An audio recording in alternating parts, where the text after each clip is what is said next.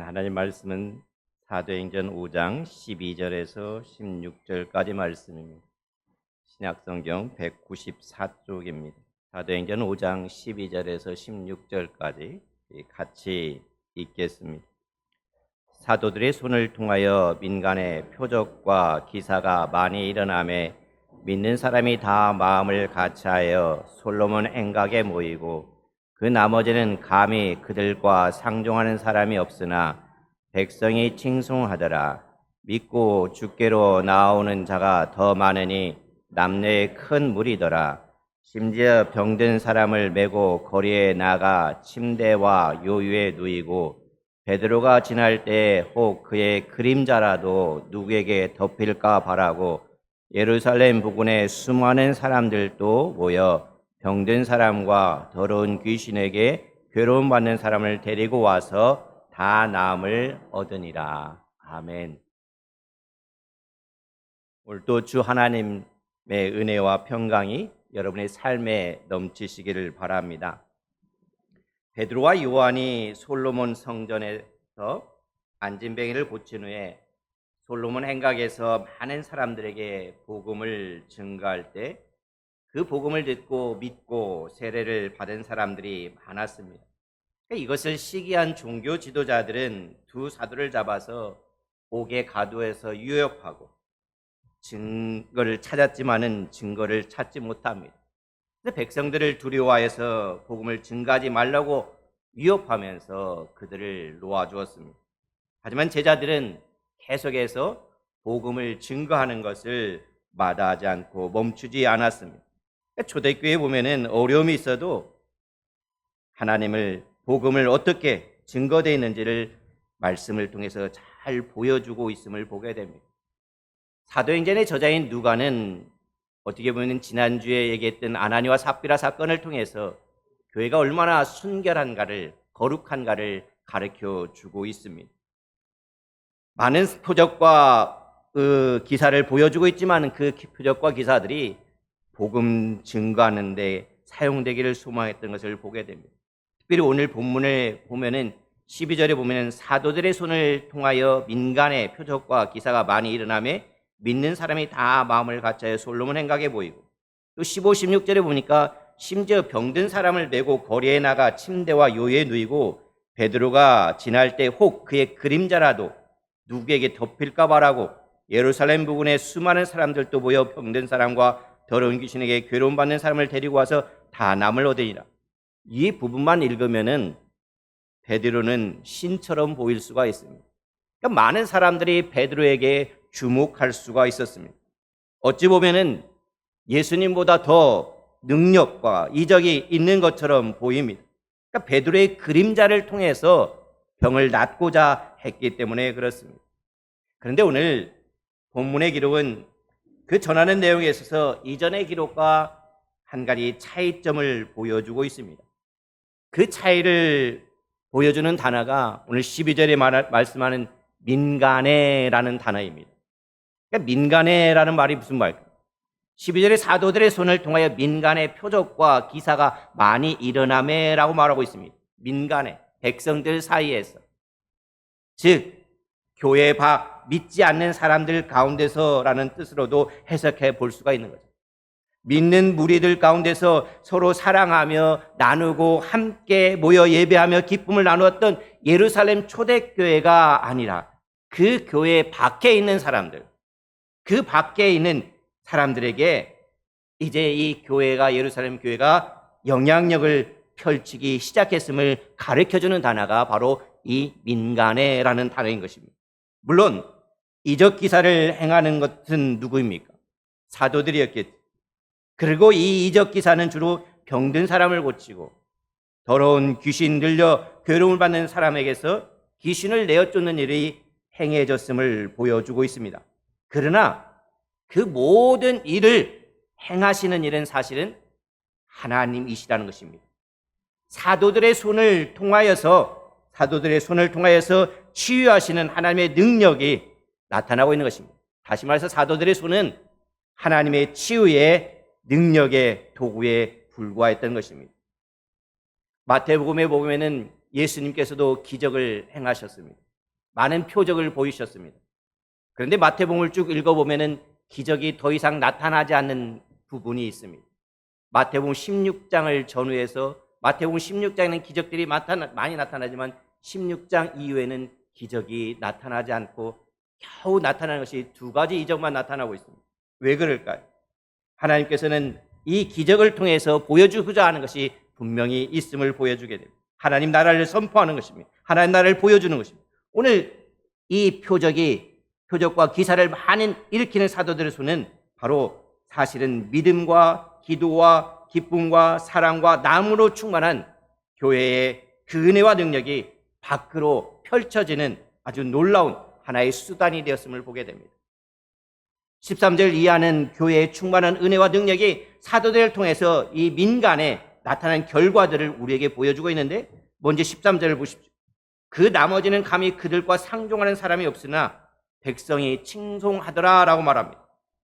사도들이 행하는 이적 기사는 사람들에게 놀라울 뿐만 아니라 그들에게 두려움을 일으켰습니다. 특히 오늘 본문 바로 앞에서 보는 이 아나니와 삽비라 사건은 모든 사람들에게 두려움을 일으키기에 충분했습니다. 그래서 사도행전 5장 11절에 이렇게 되어 있잖아요. 온 교회와 이를 듣는 사람들이 다 크게 두려워하니라 라고 증언하고 있습니다. 그러니까 사도들의 행적이 일으키는 이 두려움은 어떤 부정적인 공포심이라고 하는 게, 공포심이라기보다는 순전하지 못한 마음의 상태, 함부로 접근할 수 없음을 느끼는 일종의 경외심이라고 말할 수가 있을 것입니다. 사도들이 너무나 존경스럽고 예수 믿는 사람들이 너무나 아름답게 보여서 그들과 한 무리가 되고 싶은 마음이 있지만 사도들이나 신도들 앞에 선뜻 다가가기에는 자신의 모습이 너무나 부끄럽고 죄스럽게 여기는 그런 감정이었을 것입니다. 그러면서 13절은 그러한 상황을 이렇게 표현하고 있잖아요. 그 나머지는 감히 그들과 상종한 사람이 없으나 백성이 칭송하더라 라고 말하고 있습니다. 그런데 여기서 보면은 사도들의 손을 통해서 민간에게 표적과 기사가 일어나는 것을 본 사람들의 반응이 보통은 네 부류로 나타나고 있음을 보게 됩니다. 첫 번째 부류는 어떤 사람이냐면은 믿는 사람이 다 마음을 같이 했다는 것입니다. 다시 말해서 예루살렘 교회에 소속되어 있던 교인들은 한 마음으로 더욱 열심히 솔로몬 행각에 모였다는 것입니다. 솔로몬 행각은 어떤 것입니까? 사도들이 복음이 증거되는 일반적인 장소가 됐습니다. 솔로몬 행각은 솔로몬이 건축한 그 성전에 예루살렘이 무너졌지만, 성전이 무너졌지만 그대로 남아있던 기둥들이었습니다. 그런데 그 기둥 앞에 사람들이 모이게 되는데 보통은 그 기둥마다 선생님들이 한 사람씩 있습니다. 그러면 그 기둥 앞에 선생님들이 있으면은 사람들이 그곳에 가서 말씀을 듣습니다. 이와 같은 것들이 성경뿐만 아니라 우리가 잘 알고 있는 소크라테스, 또 플라톤, 이러한 사람들이 보면은 그러한 기둥 앞에 서서 말씀을 선포합니다. 그러면 사람들이 그 사람 좋아하는 곳에 모입니다. 그것이 하나의 학파를 이룬다고 말하고 있습니다. 물론 그런 뜻이 있지만은 여기 보니까 솔로몬 행각에 사람들이 모여 있습니다. 교인들이 사도들을 통해서 주님의 말씀을 힘써서 배웠습니다. 그러니까 이 하나님께서 말씀하신 그 말씀을 이 사도를 통해서 듣는 무리들이 있었음을 보게 됩니다. 두 번째로는 아예 교인들과는 상종도 하지 않으려고 하는 사람들이 있습니다. 말하자면은 교회와는 완전히 등을 돌려버린 사람들입니다. 그들에게는 교회 내에서 아마도 그렇게 생각했을 것입니다. 아나니와 삽비라 사건을 아마 들었을 것입니다. 그 사건을 통해서 이 불미스러운 일이 교회에서 일어나니까 교회를 비판하고 부정할 좋은 구실로 이 아나니와 삽비라 사건을 여겼을 것입니다. 바로 이처럼 교회를 등지고 아예 상종도 하지 않는 사람들이 있습니다. 세 번째로는 교회의 일원이거나 반대자도 아니면서 그저 그것을 바라보기만 하는 구경꾼 입장에 서 있는 사람들이 있습니다. 그 사람들이 누구를 칭찬하고 있냐면은 교인들을 칭찬하고 있음을 보게 됩니다. 마지막으로는 믿지 않았지만은 믿지 않았던 사람이 그 표적과 이적을 보고 삶을 다시 청산하고 회개하고 적극적으로 믿음의 무리에 합류한 사람들이 있음을 보게 됩니다. 이와 같은 네 갈래의 반응은 그 시대뿐만 아니라 어느 곳에서나 어느 시대에나 공통적으로 나타나는 현상이기도 합니다. 아무튼 교회가 이제 백성으로부터 칭송을 듣게 됩니다. 그러면서 15, 16절은 교회가 사도들을 통해서 민간에 펼친 손이 일으킨 현상을 아주 일면을 소상하게 전하고 있는데, 먼저 15절을 보세요. 심지어 병든 사람을 메고 거리에 나가 침대와 요 위에 누이고 베드로가 지날 때 혹 그의 그림자라도 누구에게 덮일까 바라고 했습니다. 여기서 두 표현이 특별히 우리의 눈길을 끄는데, 그중 하나는 뭐냐면 거리에 나가라는 표현입니다. 거리에 나간 것은 누가 나갔습니까? 병든 사람들과 귀신 들린 사람들, 그리고 그들을 메고 데려간 사람들이 거리에 나갔습니다. 그런데 그들만이 거리에 나간 것이 아닙니다. 바로 그 거리에, 바로 그들이 있는 그 거리에 누가 지나가냐면 사도들이 나갔다는 것입니다. 사도들이 머물러만 있지 않고 거리로 나갔습니다. 사도들과 함께 교회가 거리로 나간 것을 보여주고 있습니다. 또 하나의 우리의 눈길을 끄는 다른 한 표현은 그림자라도 누구에게 덜필까 바라고 라고 하는 것입니다. 오늘 보십시오.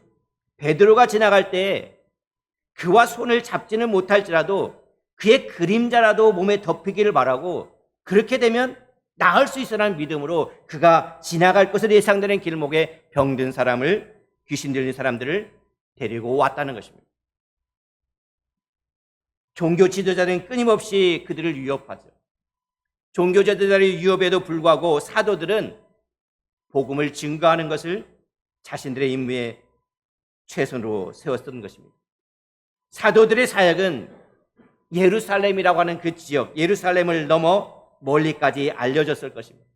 많은 사람들이 병을 고치려고 왔을 것입니다. 그러나 베드로의 손을 붙잡기도 어려웠을 뿐만 아니라 그 앞에 다가가기도 어려웠을 것입니다. 그런데 그림자라도 만지고자 하는 마음이 그들 안에 있었다는 것입니다. 이처럼 사람들의 행동은 의심할 것 없이 사도들을 통해서 하나님의 능력이 증거됨으로 교회가 세워갔음을 우리는 분명히 알 수가 있습니다.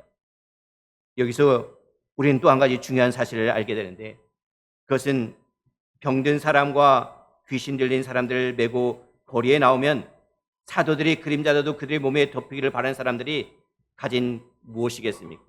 그것은 절대적인 신뢰였습니다.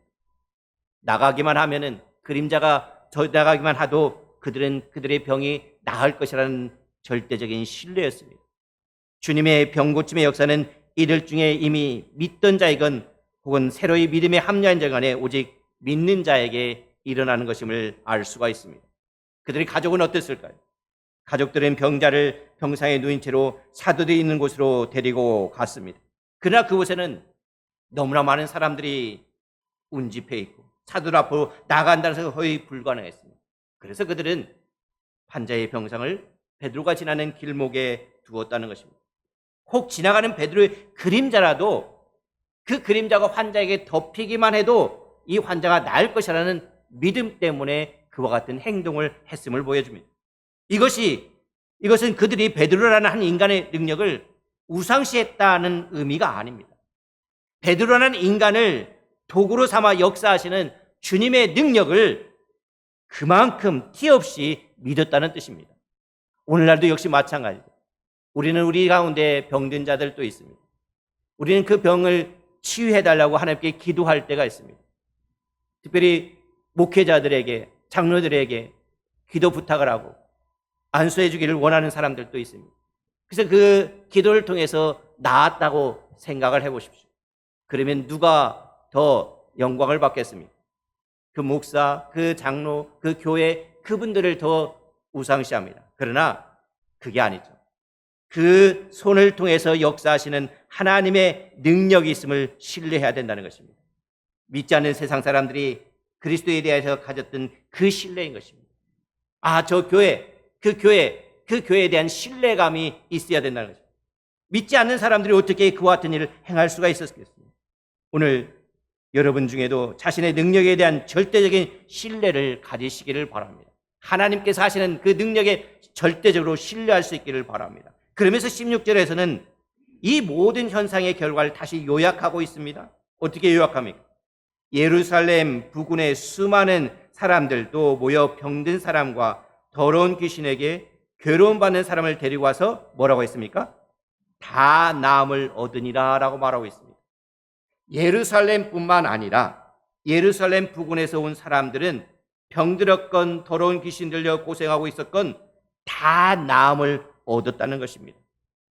교회가 예루살렘에서 시작된 그 교회가 이제는 어떻게 합니까? 교회 밖으로 손을 펼치고 있다는 것을 보여주고 있습니다. 교회 밖에 실제적인 문제와 고통을 해결하면서 사회를 치유하는 교회의 모습으로 바뀌어져가는 그 모습을 우리들에게 보여주고 있습니다. 그러므로 사람들은 그 모습을 보고 칭송했다라고 말하고 있습니다. 우리의 삶도 마찬가지입니다. 우리의 삶이 어떤 곳에 있든지 간에 다른 사람들로부터 칭송을 듣는 삶이 될 수 있기를 바랍니다. 제가 사는 빌라에는 8가구가 살고 있습니다. 그 중에 아주 그곳에서 오래 산 할머니 어르신이 계십니다. 그분은 교회도 다니지 않습니다. 근데 교회도 다니지 않는데 저희 집 현관문에 가끔 상추도 걸어놓고 토마토도 걸어놓고 감자도 갖다 놓고 그렇습니다. 그 할머니는 저를 만날 때 이렇게 말합니다.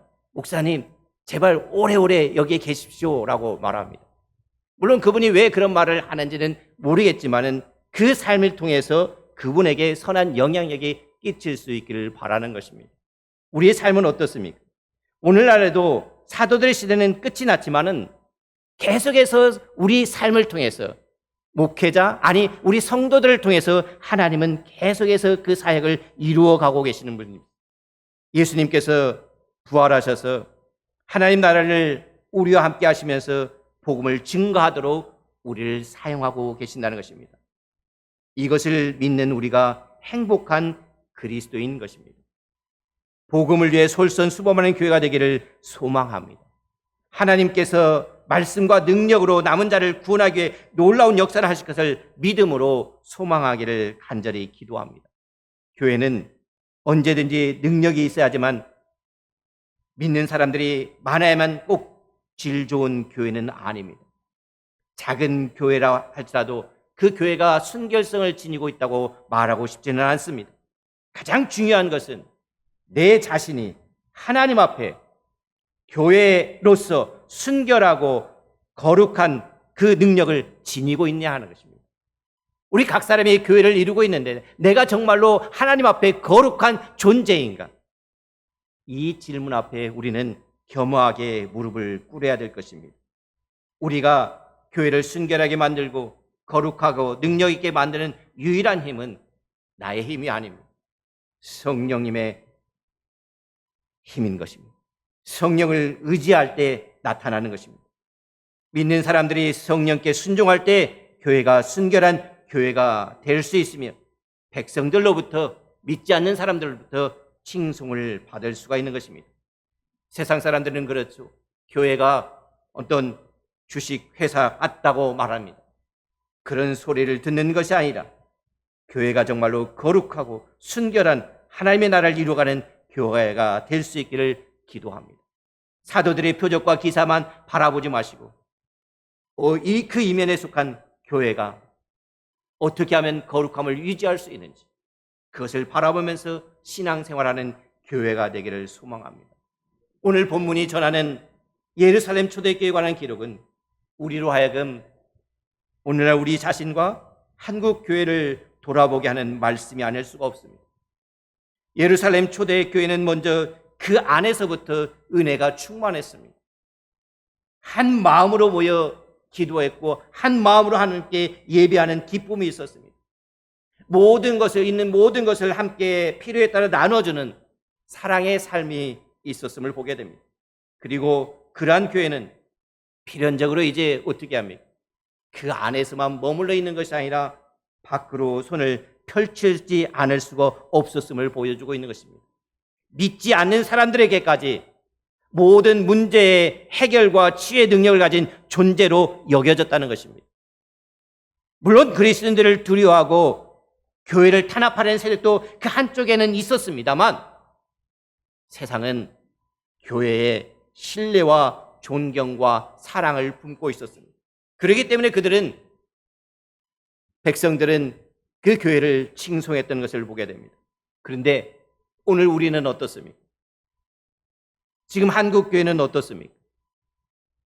오늘 한국 교회 이 땅의 그리스도인들이 예루살렘 초대교회가 누렸던 신뢰와 존경과 사랑을 누리지 못하고 있음은 누구도 부인하지 못할 것입니다. 오히려 손가락으로 비난받고 있는 모습을 보게 됩니다. 물론 교회가 어떻게 하든 교회에 대하여 적대적인 세력들의 악의적인 책동이 있는 것도 사실이지만 그럼에도 불구하고 우리는 세상으로부터 잃어버린 신뢰와 존경과 사랑을 되찾아야 될 것입니다. 그럼 어떻게 하면 그것을 되찾을 수 있을까요? 답은 이미 나와 있습니다. 예루살렘 초대교회처럼 먼저는 바른 믿음 위에 서야 되는 것입니다. 사랑으로 충만하고 우리 안에 기쁨이 넘치고 나눔이 있어야 된다는 것입니다. 그러나 그 사랑과 기쁨과 나눔은 교회 안에서 믿는 이들 사이에서만 있어서는 안 되는 것입니다. 안에서 잡고 서로를 보듬는 손길은 반드시 세상을 향해서 펼쳐져야 될 것입니다. 한길교회가 그런 역할을 할 수 있기를 바랍니다. 작지만 강한 교회로 하나님의 나라를 이루어가는 그런 교회가 될 수 있기를 간절히 소망합니다. 거리로 나가고 사랑의 손길을 필요하는 사람들에게 정말로 모든 이에게 그림자가 덮이게 해야 된다는 것입니다. 세상으로 나가는데 인색한 교회는 어떻게 되겠습니까? 세상으로부터 칭송을 받지 못합니다. 세상이 교회의 그림자를 싫어하게 된다면 교회는 세상에 있을 필요가 없는 것입니다. 요즘에 한국교회 보십시오. 거리에 교회가 안 보이기를 원하는 사람들이 많습니다. 밤마다 십자가가 네온사인이 불이 안 들어오기를 바라는 사람들이 너무나 많습니다. 교회의 그림자조차도 싫어하는 사람은 있습니다. 그래서 아마 교회 건물을 지으려고 하면은 방해와 장애가 많습니다. 시끄럽다, 집값 떨어진다, 교통이 혼잡하다, 주차 힘들다, 온갖 이유를 들어 예배당 건물을 짓지 못하게 하려고 일어나는 사람들이 있습니다. 도시마다 마을마다 정말 교회가 있어주기를 원하는 세상이어야 될 텐데 사정은 그 정반대인 것을 보게 됩니다. 예배당이 안 보이면 죽은 마을 같고 교회가 없으면 불안하며 예수 믿는 사람들이 없으면 기쁨이 없으니 제발 우리 동네에 교회를 세워달라는 민원과 정부의 협조 공문이 산더미처럼 쌓이는 세상을 바라는 것이 한낱 망상에 불과한 것으로 여겨진다면 슬픈 일이 아니겠습니까? 이런 것을 상상해 봅니다. 교회에 가까이 있으면 집값, 땅값이 떨어지는 것이 아니라 오히려 역전되어서 올라간다는 것입니다. 서로 교회 옆에 집을 짓고 싶어하고 예배당의 그림자가 얼마나 덮이냐에 따라서 집값이 올라가는 것입니다. 예배당 건물의 그림자가 손바닥만큼이라도 덮이는 집에 사는 것을 행복해하는 세상이 되는 것입니다. 우리는 그런 날, 그런 세상을 소망할 수 있기를 바랍니다. 그렇게 되기 위해서 기도하며 힘쓸 수 있기를 바랍니다. 다시 한번 주의 말씀으로 돌아갈 수 있기를 바랍니다. 날마다 이곳에 성전의 문을 열어놓습니다. 창문과 현관문을 활짝활짝 열어놓습니다. 그런데 지나가는 사람들이 이곳에 들려서 기도하는 사람들이 있습니다. 어느 분은 날마다 출근하면서 기도하러 옵니다. 참으로 이곳에 교회가 있어서 기도할 수 있어서 감사하다고 말합니다. 많은 사람들이 말합니다. 우리들이 전도합니다. 전도할 때 우리들은 쉬지 않고 전도하고 있는데 다른 교회는 하지 않는 일을 왜 계속해서 하냐고 물어보는 사람도 있습니다. 우리는 보이지 않는 곳에서 숨은 손길들이 일하고 있음을 기억하시기를 바랍니다. 그런 꿈을 꾸기 위해서 예루살렘 교회 초대교회 때 사도의 손을 통해서 민간의 표적과 기사가 많이 일어났듯이 세상으로 손을 펼치는 한길 교회가 되기를 간절히 소망합니다.